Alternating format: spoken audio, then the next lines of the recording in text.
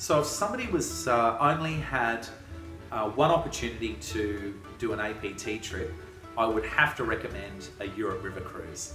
It really has set the benchmark for us. You know, it includes all of your meals, all of your drinks, all of your shore excursions. It's cultural, it's historical, the food's incredible. You know, with all your drinks included, you're trying all these different wines. The scenery is absolutely sterling. And you're travelling with like-minded people. With APT, we only cater to Australian and New Zealand guests. So, you know, you just never know who you're going to meet on one of these trips. But it really is the trip of a lifetime. The difference between Europe River cruising and ocean cruising is quite significant. With ocean cruising, you generally have much larger vessels. You know, you're cruising out to the ocean where the waves are. You know, you might cruise for 3 days and then visit a little island somewhere and then cruise off. River cruising is much more intimate in that you have 150 people on board, 150 to 160, and you're cruising the river systems of places like Europe and the Mekong, and you're off the ship every day. So it's a great way to see the destination, and it's just a very relaxing, magical way to travel. The kind of activities that you do on a river cruise, to me, are my favourite part of the river cruise itself. You might be visiting a castle or the castle home of a princess, visiting galleries, museums, visiting vineyards and trying wines, cheese tastings. It's incredible the amount of activities that we as a business include on a river cruise. Just magic.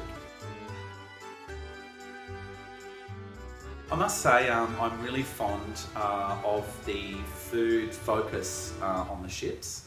I remember going to Lyon and visiting a lovely food market there, and then we were blessed to visit a Michelin star rated restaurant owned by a French chef called Paul Bocuse. And exceptionally lucky when we sat down after the reception for our meals. They brought out lobster bisque as a starter, and I had 2 people on my table with seafood allergy. So I ate all of them. It was great. So river cruising in Europe, we travel between March right through to December. March is a little bit cool, but it's a great time of year if you don't want the busyness of the holiday seasons. Most people generally look between June, July, August and September, but we also do Christmas markets as well. And it's a really unique time of year to be in Europe during Christmas. Not just the snow, but you know, Christmas trees lit up everywhere, people drinking blue wine and dining. It's a really exciting time to be in Europe.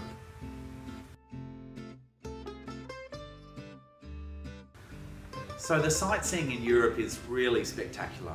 One of my favourite areas of Europe is a wonderful town called Rothenburg. And in Rothenburg, you've got this gorgeous Franconian architecture. All of the buildings are a different colour, but there's also a special Christmas shop in Rothenburg. And the first time I visited, I walked in, it just looks like a normal shop front, but there are about 12 separate rooms full of Christmas goodies.